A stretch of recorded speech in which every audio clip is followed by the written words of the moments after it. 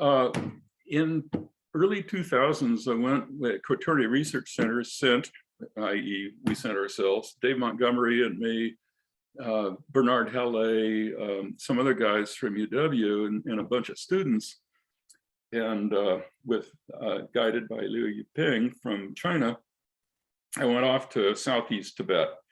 And we were looking at some giant lakes that had been reported on the Yarlung Tsangpo, which is a huge river that drains the Himalaya on the north side and then curls around what's called the Eastern Syntaxis and goes down and becomes the Brahmaputra and goes out to the ocean. Okay, so we got there and it was pretty obvious that we had lakes that looked to be 500 meters deep or something like that. And there was just there was nothing to keep it from going out to the Bay of Bengal, except for there was a huge stub of a moraine. So it looked like it had all been dammed at some point, and that's the point here. So I'm gonna start going off the title slide now, but I'll show you the area next. And this is the Peak of Nanchibaba. It's, I think it's 7,600 meters plus. And it's one of the Himalayan giants. You can see it's that sharp. This is Google Earth, and so I arranged it so it just penetrated the sky a little bit for call out. The talk is going to come down to the arete or the ridge that's shaded on the right-hand side. That's the western one. We're looking south. And this amphitheater is a little more grandiose than a cirque, but anyway, you can see three big ice streams coming out of the amphitheater. All of them are debris covered, and that figures and into the story. And then down at the bottom of the screen in the middle where the ice streams converge, and below that are some really huge moraines. And if they don't look really big to you, it's because the mountains dwarf everything here. But the central one is the most obvious one is hundreds of meters high. And how does that happen? You know, well, it can, and we'll talk about that. And then the Yarlung Tsangpo is just below the picture at the bottom of your screen.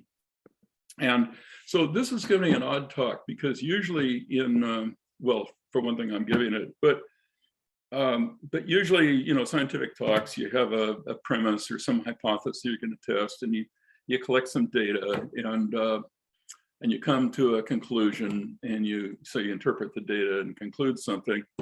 And that ain't going to work here because after we did the study in 2004, 2002, a whole bunch of Chinese guys from different universities around China did some really nice work returning to the area and coming up with different conclusions. So big part of the story is going to be how we reconcile these two different things, what it has to do with the flood history, and in particular, how we could have gotten this giant dam that was so much, the glacier at that time, for maybe a brief one-off, was so much bigger than its neighbors. So any case, I'll get going. And this is the ground picture. You can see on the right and then left-hand picture, Namche Barwa. It turned out it was 7756. And you can see it with the banner cloud on the top right. And then the moraines I was talking about, one of them is under the star, and that is called the Zelunglung moraine. And the four-pointed star, that little glimpse of blue, is the Yarlung Tsangpo. And that river is really big, and again, the landscape here dwarfs everything. And to the left of the star, on the hillside going up on the north side of the canyon, that actually is moraine rubble from the same Zelunglung glacier that crossed the Yarlung Tsangpo and left it there. And it's sort of convincing evidence that we were dealing with a moraine dam. The map on the right, which let's see, so I guess I'll just try and remember it because it's underneath all the pictures right now of you guys. But in any case, it shows the Yarlung Tsangpo, the drainage in the yellow, and it goes out on the right-hand side of the image. And so that when it curls around from running from west to east, that's when it drops through the Himalayas from an elevation of about 2950 at the start down to maybe 500 meters when it comes out in India. And the first bit of that, the first mile or so of that drop is very precipitous.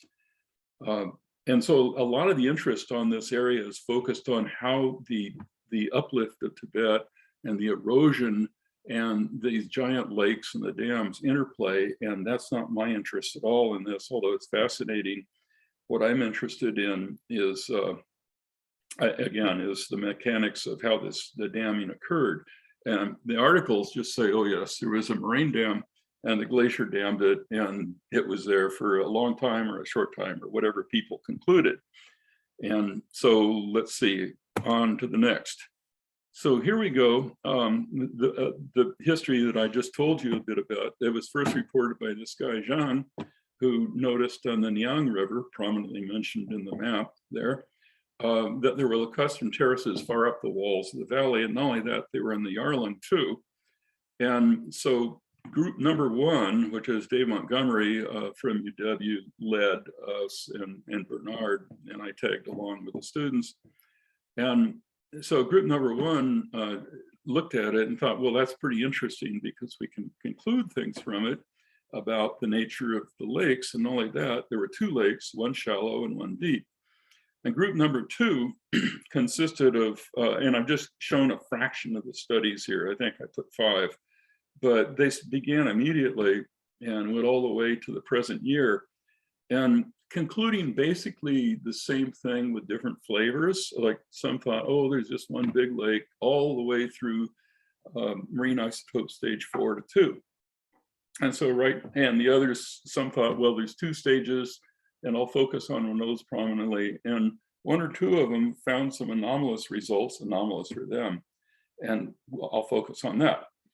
And so the thing was that they all studied the lower of the 2 terraces that we described in 2004. So basically group 1 found 2 episodes of radiocarbon dated outburst flooding in the Holocene, one at about 2,000 and one about 10,000 years ago. Group 2, as I just described. And in addition to having really long-lived or multiple lake-filling episodes, one of the guys in a great study decided he would look at chemical concentrations in the lake sediments and found a rising anomaly in boron. And boron is associated with salinity in these Tibetan lakes. So he went whole hog and decided it had been an endorheic basin or a closed basin all this time. And I don't think that's the case. I'll argue why. And then and you can see some of the lake sediments above one of the main towns that we'll talk about, named Bai. And the stack of sediments is really high, and it doesn't exist in its entire, the entire column has to be pieced together. And that's another debate maybe for another time. Okay, so because it is possible to overrun 1 hour with this stuff, especially with me talking. And so the conditions that I set up here, discharge is 60 cubic kilometers a year. The refill time is surprisingly short. That's because the river is surprisingly large. And at 10 years is probably a minimum, but just figure 10 to 100 years. The annual precip in the area is around 850 millimeters. 2/3 of it or 3/4 is during the monsoon now, but the monsoon did not exist during the Pleistocene, or it was much weakened.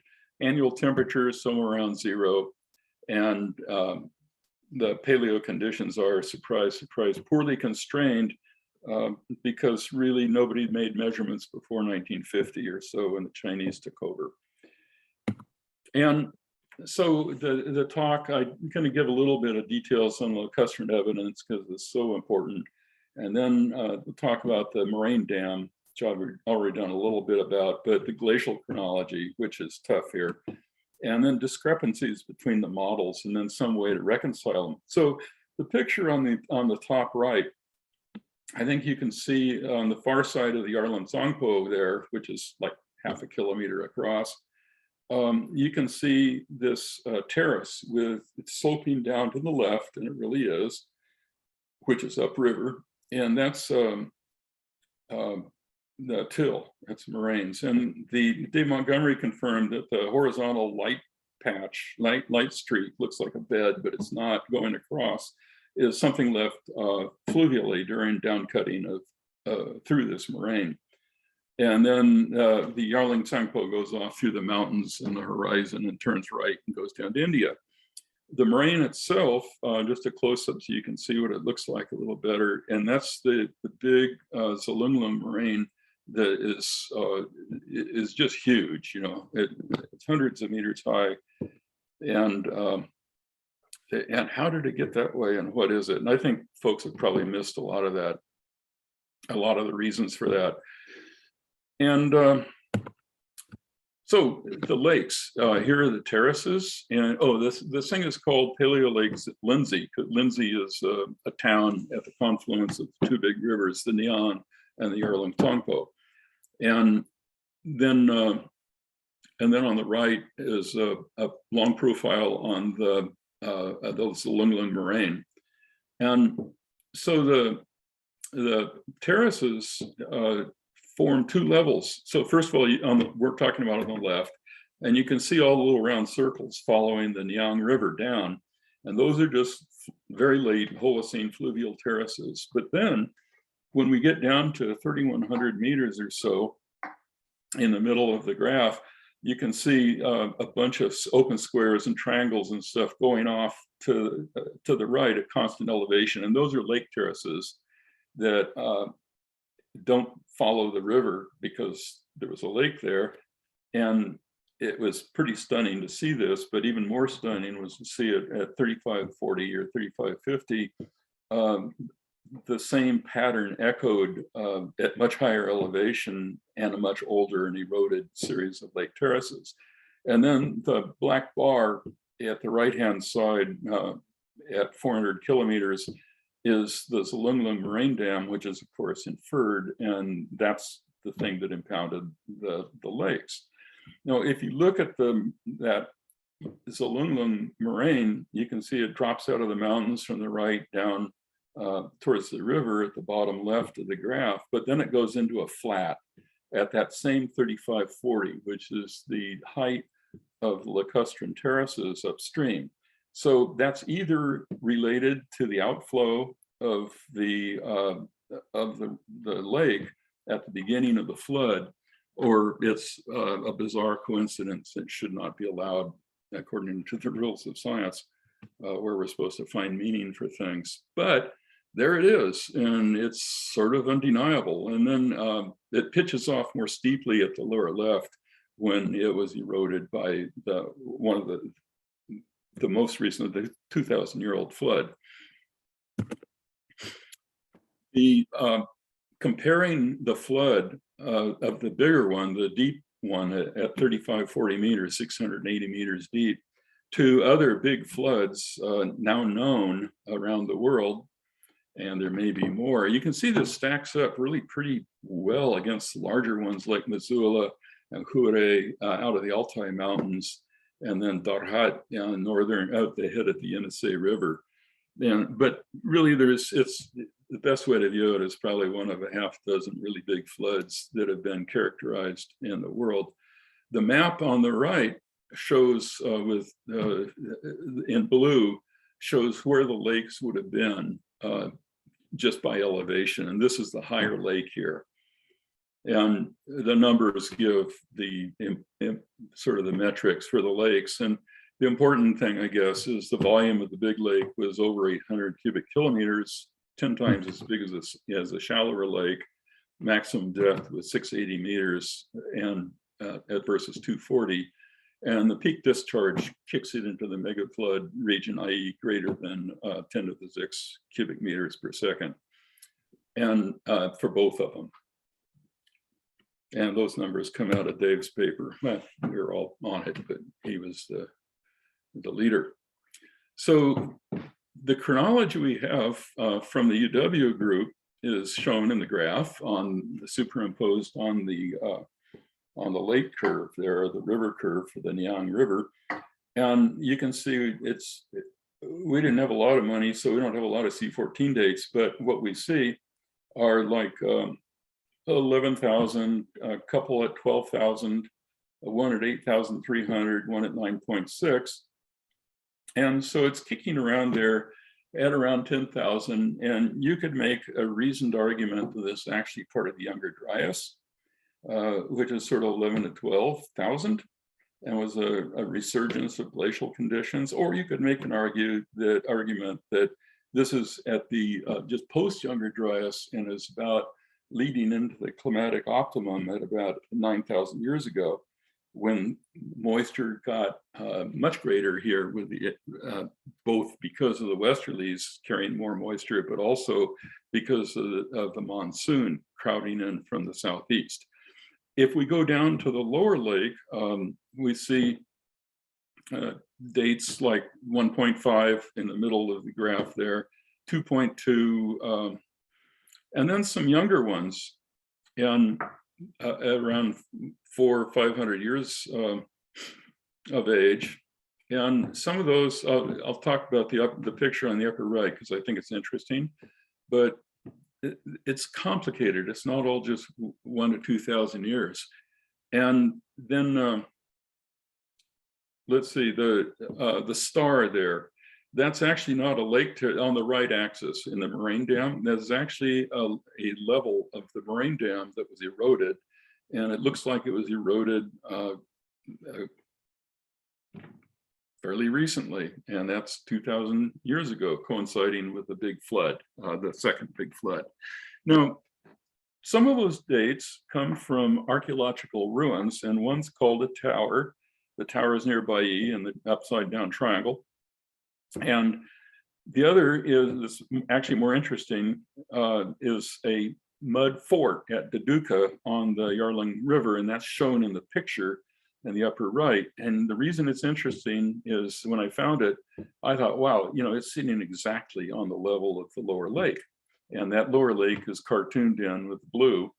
And the Tibetans who made this fort actually dug a moat separating the fort. It's on a little prominence, and they dug a moat isolating it from the land, and built a causeway that led across the moat back to the land. And so, in my foolishness, I said, oh, well, maybe it was there when the lake was high, even though when you looked over the edge, it was a couple hundred meters down to the river below, deep lake. And you should hear what the local people say about it, but that's another story. Now, the problem is that we got a couple nice logs out of it to date, but they came up with a date that was quite young compared to both the archaeological record and to the 2,000-year dates that we were getting out of the lake deposits themselves. So right now, this can't be regarded as solid evidence. It's a limiting age. It doesn't do us much good, but it sure was interesting. And if I could ever get back there, I think we could make it sing a little bit better. Okay, so the group two, the Chinese guys, did some very nice work, but all focused on the lower chronology and at the lower lake level. And what they came out with, I highlighted the ones I want to focus on in red, but the stuff in black is actually more faithful to what their conclusions were. And so they found everything was like marine isotope stage 2. So I should say marine isotope stage. So if you measure oxygen isotopes in seawater or in sediments like marine cores, it fluctuates proportional to the height of the ocean, to the eustatic sea level, and that's controlled by ice in Antarctica and Greenland and whatnot.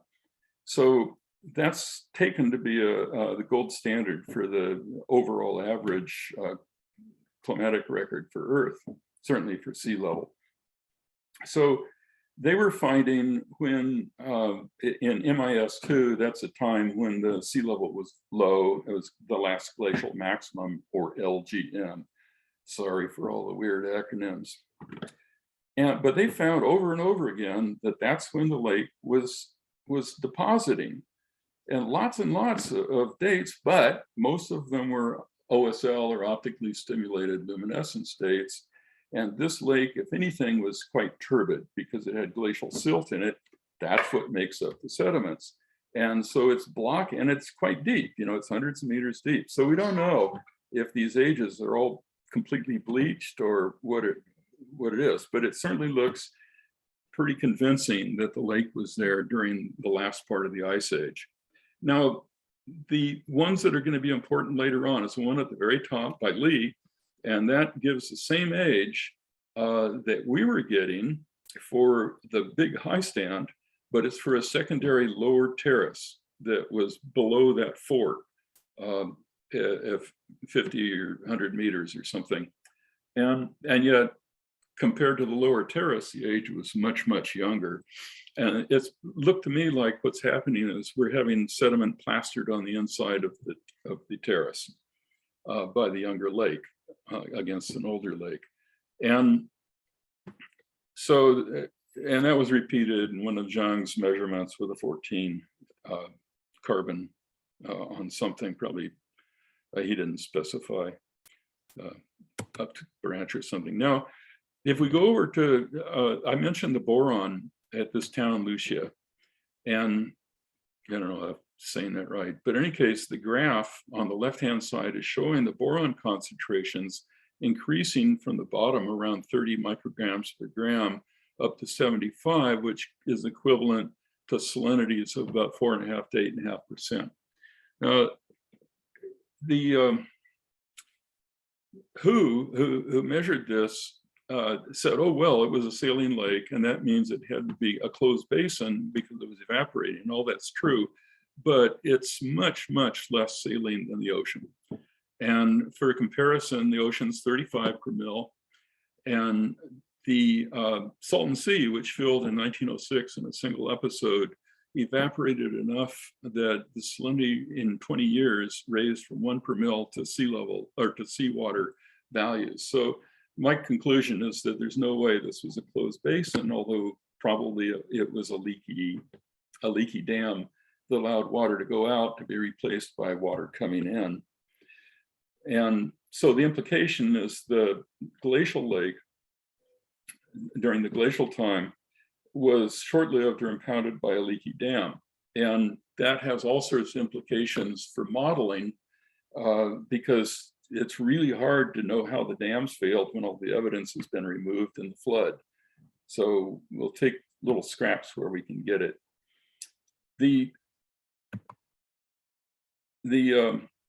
Kicking over to the moraines now, this is the same guy who, and looking at the Peak Nanchibaba and the moraines, those Zelunglung moraines coming off, I've circled the terminal moraine, you saw a picture of it. In blue is late Holocene. And that's, oh boy, let's see. Sorry about that. I was trying to move there we go. Okay, there we go. This guy with the hand on it, late Holocene, and then neoglacial. Late Holocene in this case is 400 years or something. Neoglacial is a couple thousand and includes this really big moraine that I've been talking about. And then he thought, based on smaller moraines, but outside of it to the, and there we go again. Outside of it is the last glacial maximum moraine that goes down and gets washed out here. That's the right lateral. This is the left lateral, according to who. And it had to have curled around like that, something. And I keep doing that, don't I? Sorry. Now, and then there's where the word moraines is a whole nother drainage basin that hooked up with this big one in the olden days, but not now, because if I can do it without changing slides, this is the terminus for the modern glacier there. And you'll notice that the glaciers are all heavily covered with debris.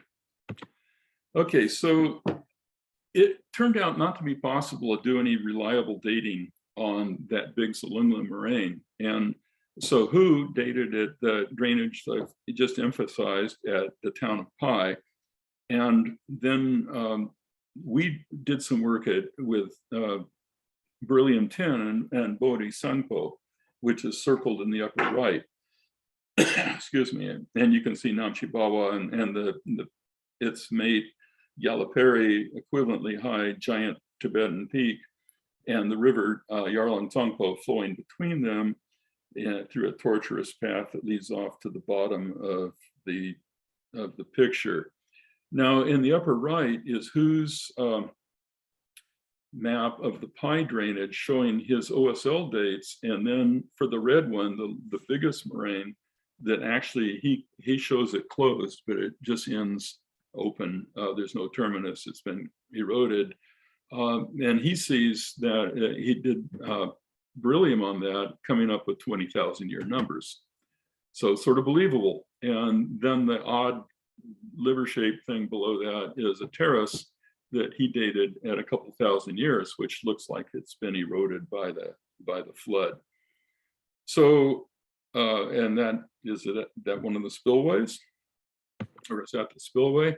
So we went to another proxy drainage, and that was for the Bodwe drainage. And the little circles are places that we visited in the field, and the numbers are places that we dated. And what we found here that was really key was that, first of all, the glacial, when we went to some place where it wasn't terribly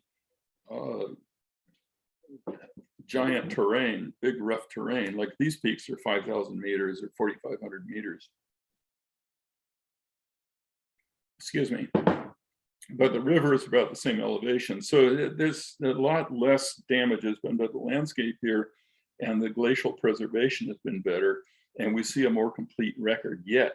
Even though we see multiple MIS2 or last glacial maximum advances, we do not see a younger Dryas advance in this record. Maybe it's there, maybe it's hiding, but we don't see it. And so it's, Joe did a study before we did, and Dave Michelson on it, and Pat Hogan, a bunch of guys, good study. And it shows the long profile of that Bodwe Basin laid out from the modern glacier on the left all the way down to the confluence with another river, the Yarlung Tsangpo, which is a tributary to the Yarlung. And it shows his date, their dates, and ours, and how it adds. And so we add detail and complexity, but we don't have is anything from the Younger Dryas or from the early Holocene. And yet that's the age that we say the higher lake occurred in. Pardon me, Alan, you might want to tip your camera down a little bit. It's cutting off your face somewhat. There we go. Right, maybe that's just a thoughtful courtesy to the viewers. So in summary, group one, that's the UW. There are two terraces in the Holocene, 10 and 2,000 years ago. The proxy sequence I just described. And then summary of type 2 or group 2, they only looked at the lower terrace, not both. The lower one appears to have been saline with a couple episodes according to the stratigraphic column. So it wasn't a single lake. The lake formed and drained and formed and drained. And this is the lower lake. And then there was an even lower terrace that dated at the same time at 9,000 or something. And that's at Dudoka there, same time as we found for the higher terrace. And which is not astonishing because in a lake, you know, the sediment is settling all over the lake basin, not just at the high level. And so they didn't see multiple MIS2 advances except for the boron study. They had no really, they thought, this is the proxy glacial sequence, but no multiple stage 2s, MIS2s or LGM. And they just found a simple sequence, but it's in this really, even though it's not in Namche Barwa, it's in this very complex eroding terrain. So reconciliation. I think the cartoon I found says it all. This is the blind man and the elephant. And if you're insisting on interpreting incomplete evidence, sometimes you get different conclusions. And the job is not to bash each other, but rather to go back and get evidence to round out the picture. And that's where we are now. Unfortunately, we can't go back there for two reasons.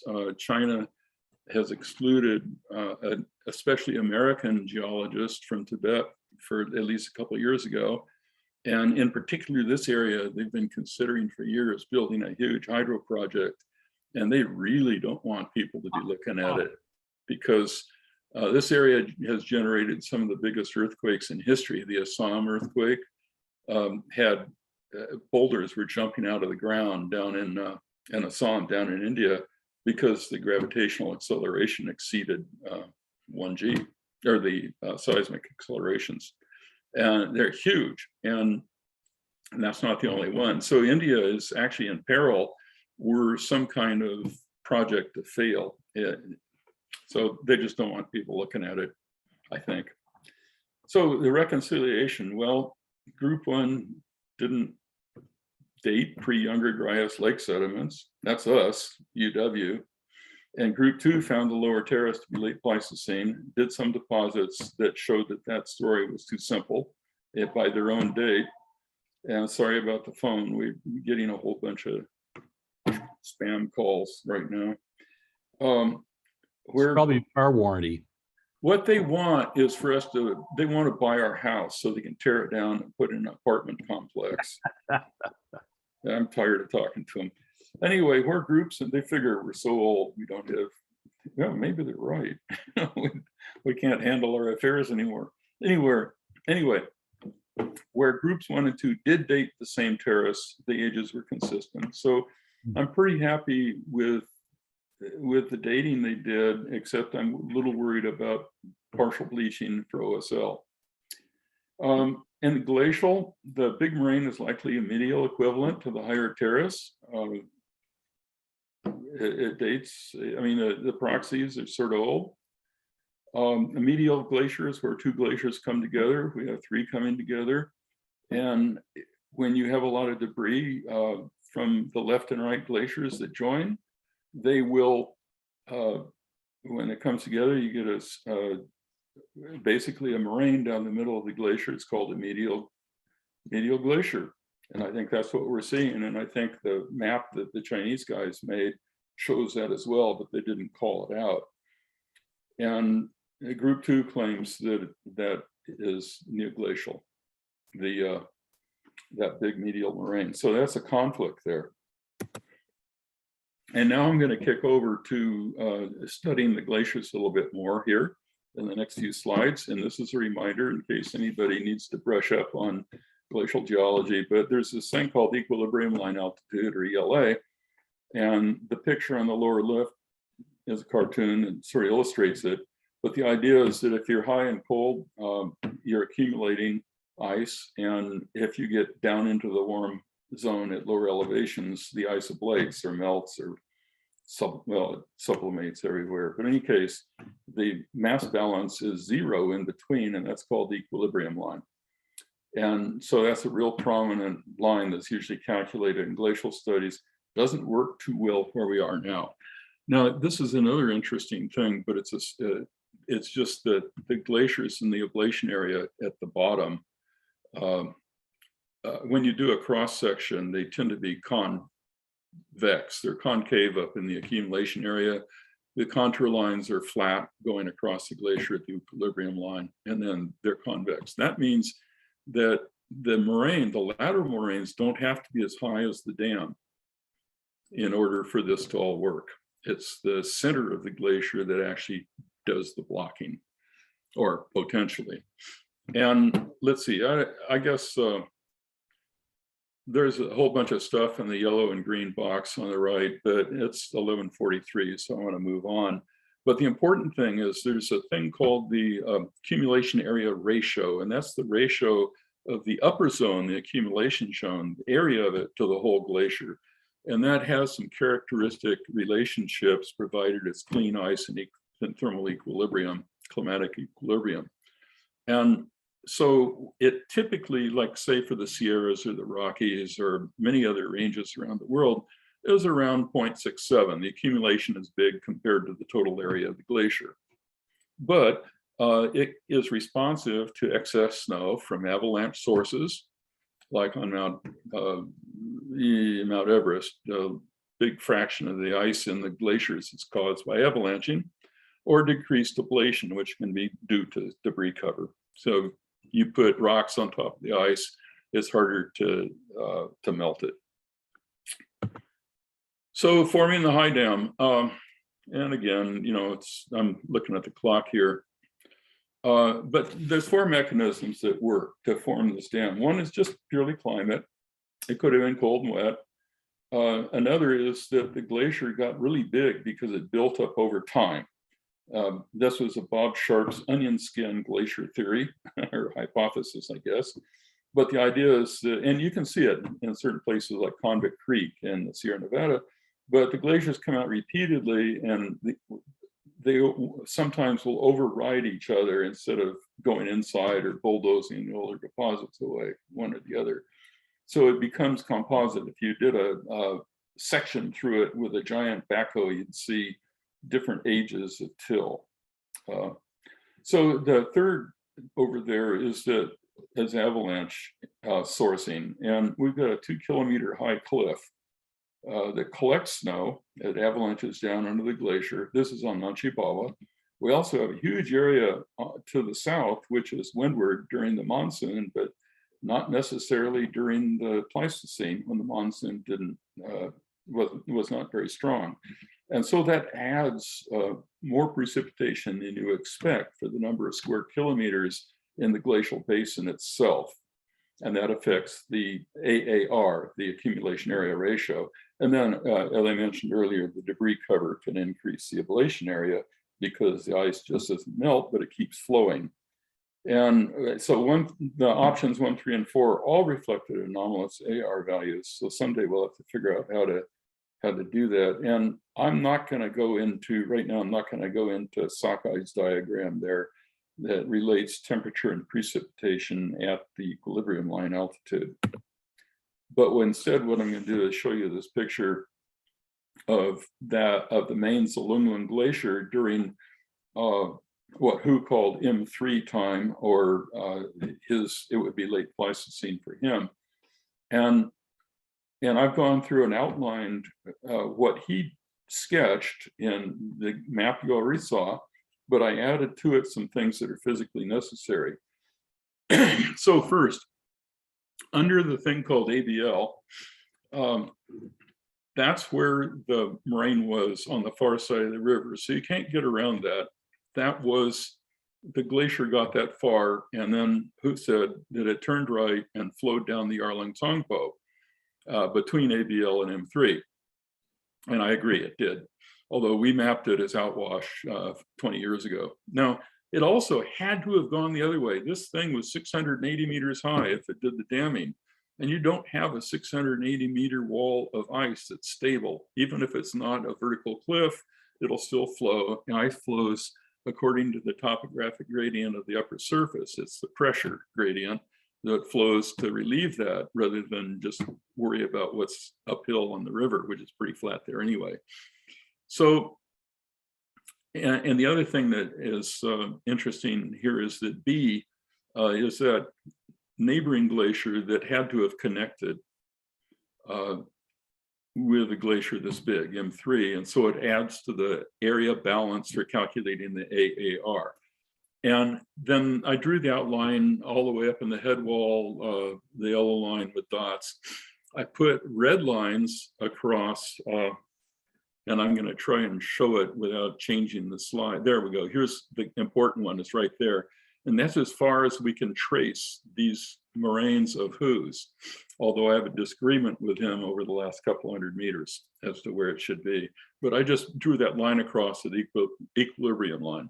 Now, I calculated the AR for this glacier, and it's as drawn, it's very low, it's 0.17. And what that means, the ablation area is huge compared to what it should be for the accumulation area. The glacier should be much smaller given the size of the amphitheater where the ice is being collected. And there's various options. You can fiddle around with your assumptions and come up with different numbers, but all of them are higher.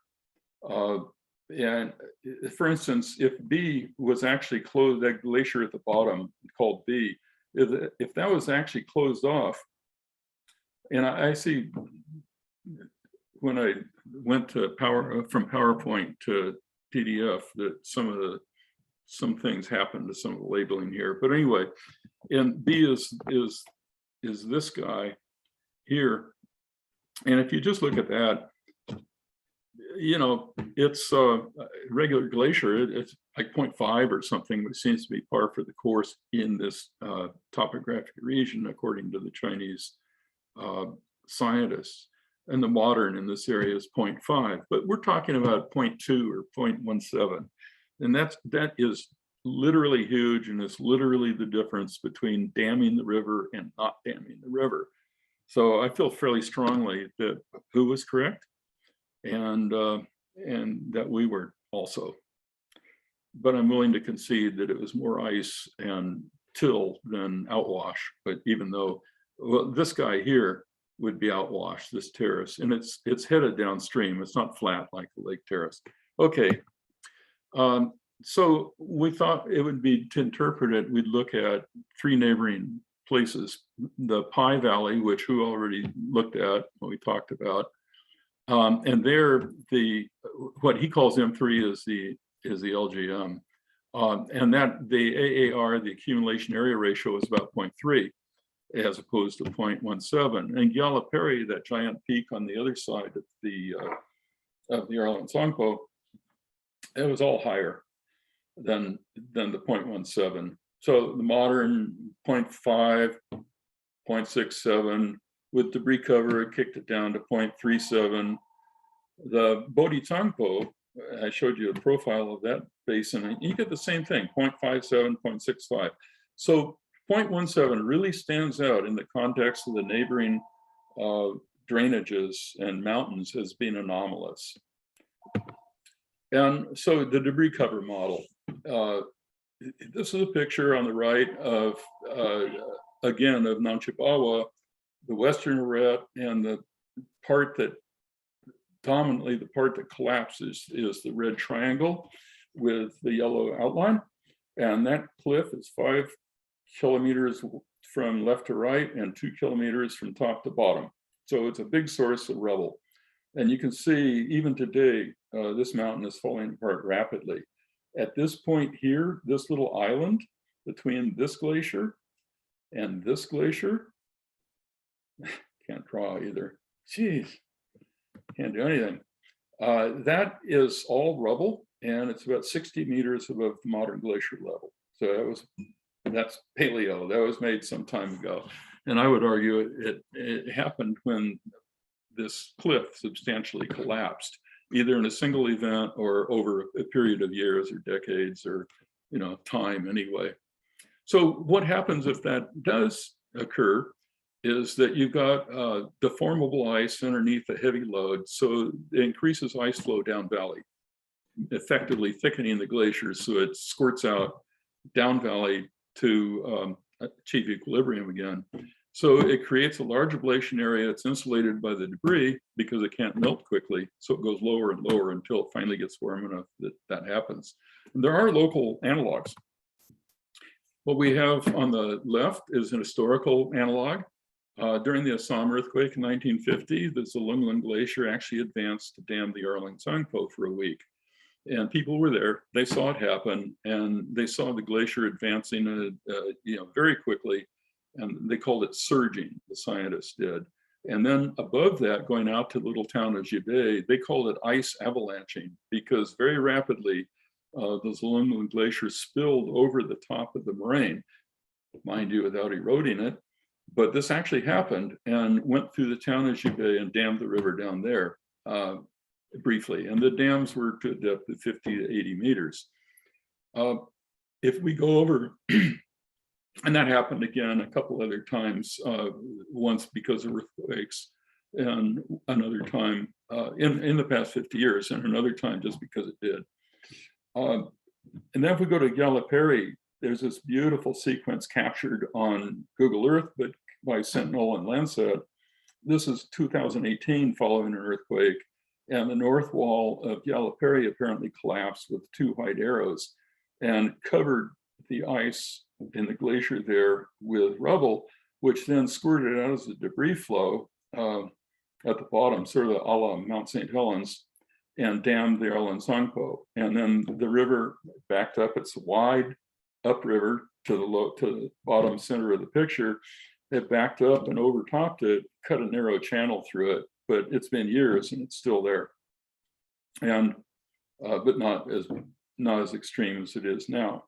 Now, that wall of rubble was like 60 meters high. So these are all small compared to what we're talking about, but the mechanics is there. And then I guess, I don't know if Jeff Cargill is here or not, but this is his baby.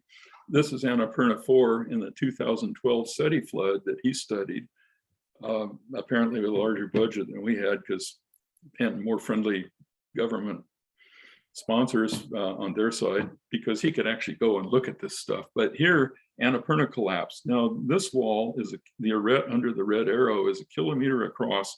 Again, it's 2 kilometers high, and you can see the avalanching flow of the rock from the collapse of this ridge here came down here, hit that, flowed all the way down, and then out, and actually caused a lot of death and destruction way downriver. So these things happen frequently, but I'm thinking of something a little bit larger in scope and just idiosyncratic. So how do we test these ideas, since I couldn't come to any firm reconciliation? And the monsoon hypothesis and the eroded collapse hypothesis can be tested. Climate tested by modeling, I left out that word, provided better climate data can be had. It requires instrumentation locally. Right now, we just extrapolate from distant measurements, different cities. Testing the eroded collapse requires field work, because we have to see if there's any indication of landslide deposits somewhere on the far wall, in particular, to go test that little 60-meter high island of rubble in the middle of the glaciers and date it. And then the gorge, I've been focusing upstream from the dam, but the gorge down below may have a more complete record. And access downriver in India may be better, at least for Westerners, and at least now. Well, here is a guy, Panda et al., that got into that region. The river, of course, changes names when it goes through the Himalaya. It's called the Siang until it gets out of the Himalaya and then becomes the Brahmaputra. And there's a long profile in the upper right showing the Siang and a bunch of towns. But it gives you the idea how steep the river going through the Himalayas really is in the beginning. And the dam, the Nick Point and the dam coincide right there. So the interesting thing that Panda found was that if you go way down to Bandao, which is down here someplace, 290 meters above the modern river is a river terrace, and it dates at 4,000 years ago. Not only that, there are 8 terraces from 8 large floods, 1 to 7,000 years old, all dated by OSL, in this downriver gorge part. And so deep flooding on the gorge seems to be frequent during the Holocene, may have eroded the Pleistocene record, although it hasn't completely removed the earlier Holocene record yet. So it doesn't look very promising for what I wanted to do with it. And that would drive you out, I suppose, into the delta of the Brahmaputra and a big drilling program, and too old and not enough money to do that. So our conclusions right now is really, we have to be tentative. And I realize in my abstract I was fairly assertive, but oops. So the topographic relief and heterogeneity here are awesome. And it really gets in our way from coming up with a good story. The climatic transition in space and time with the monsoon onset 10,000 years ago really throws a spanner in the works, because we have cold, dry climatic conditions during the Ice Age, and it transitions to warm and wet, but a lot wetter and not that much warmer. Dating uncertainties won't go into now, but they exist. C14 is notorious for having for throwing you curveballs. OSL, perhaps even worse, and especially in this area. And I've been victimized by that problem myself. And yet it's hard to imagine that the problems with partial bleaching and OSL or changing of the water in pore space, which limits the radiation damage to the quartz grains, that's the basis for optically stimulated luminescence dating. It's hard to imagine that it accounts for more than 10 or 15,000 years, and that doesn't change their basic conclusions at all. They did a great job. Nevertheless, there's been limited field work that's been done. People have basically gone in, put a shovel in the ground, and come away with dates and numbers. So that's common all around the world. People are busy. They don't have enough time to spend years doing this, and that's what this area would take. Access is a problem for a number of reasons. Physically, it's a problem. Politically, it's a problem. And then it's not clear that you can have just one source for this giant glacier. You can have both climate and avalanching, one or the other. It just takes more study to work it out. Nevertheless, reconciling the lake record really seems feasible with more careful analysis of the literature record and more work on the ground.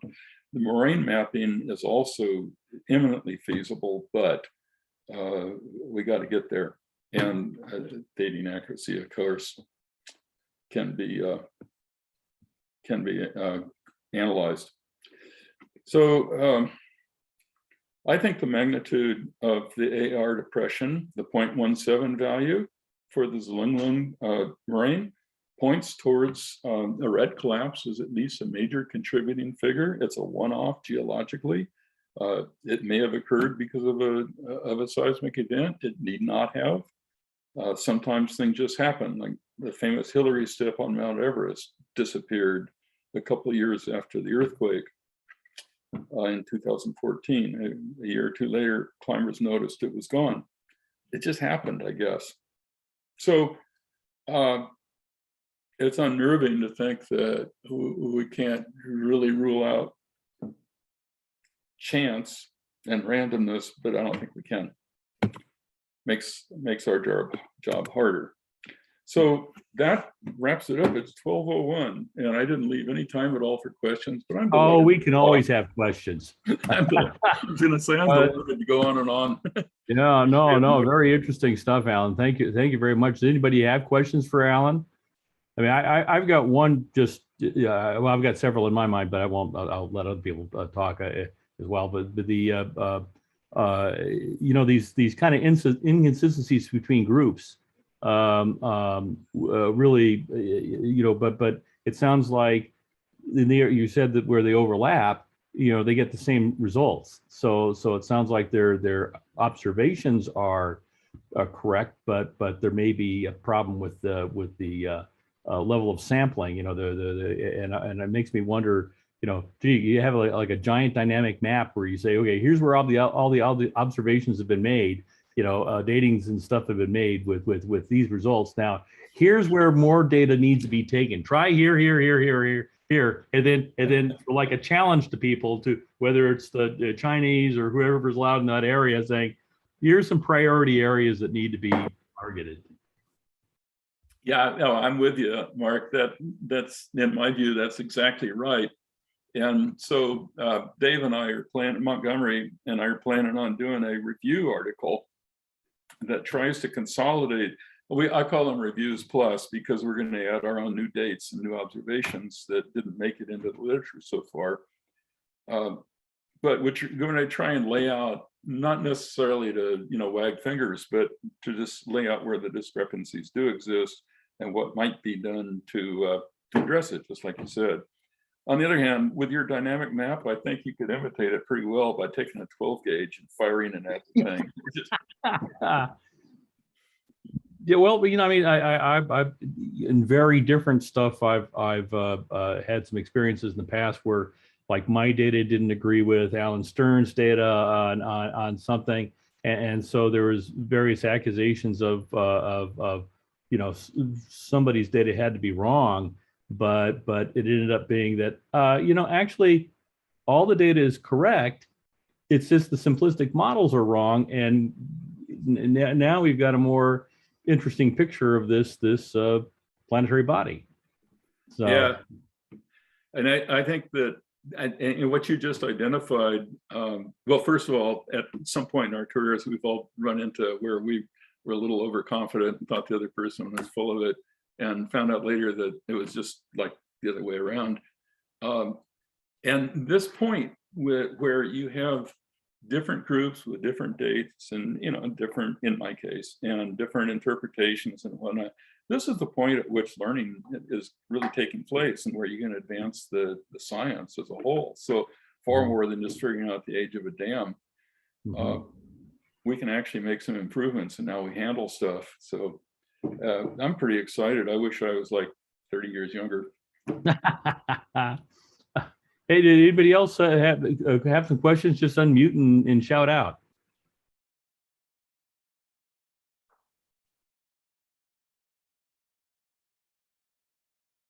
Well, I've got another question while people figure out how to unmute, and that is, you're talking about the Chinese are building this hydro plant, up in the Himalayas, Tibet side or whatever, and they don't want people seeing it.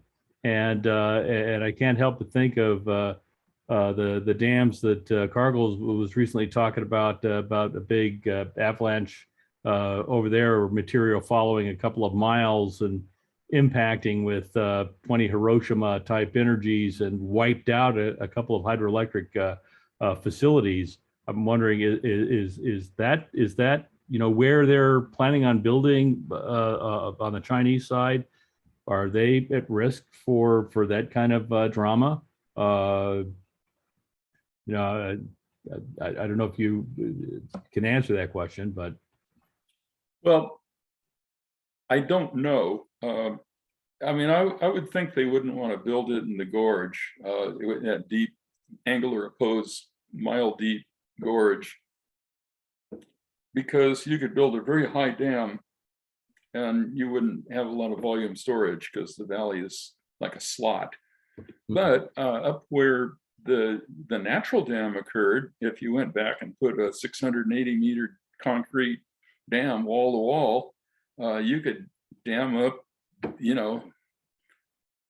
hundreds of cubic kilometers of water to drive your hydro and whatever else you wanted with it. Now, what would happen to it if there was a natural disaster?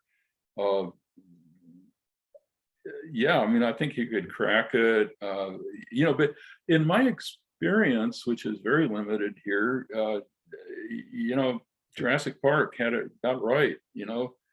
Nature finds a way is the way I'd phrase it here. And I'm thinking about the 1924 disaster with the Mulholland problem in LA, in which the dam just washed itself out. Or the Teton, more recently, the Teton Dam, where you had leakage around the side. And we just dodged a huge similar kind of disaster driven by high water in Sacramento, or near Sacramento, a couple of years ago. And so it doesn't take Armageddon, nuclear or natural, with a magnitude 8.5 earthquake to do this, but I think it promotes it. I mentioned that I got started in Asia working on the Red River Fault with Clarence Allen, and one of the things we discovered was the Chinese were deeply interested in making some big hydro projects there too, and they wanted to do one for all sorts of engineering convenience reasons right across the active strand of the fault, which they'd mismapped, and they thought the active strand, and this is early in the days of mapping these giant faults, And they thought the obvious one at the foot of the Elishan mountain range was the active one, but it was really in the middle of this tertiary basin. And both were active, I guess, but the one in the middle was where they were putting the dam, and that's where the problems would have arisen. So hopefully we had some role in trying to convince them to move it or make it smaller or do something so it wouldn't wipe out all of Hanoi. And well, if there's not any other questions, last call. I'd like to thank Alan very much for your talk. Very, very interesting. And we do consider Earth to be a planet at PSI, so it all works. So thank you very much. And I guess I'll turn off the. Joe, you still here? Are you able to turn off the recording, or is that something I can do? I don't see.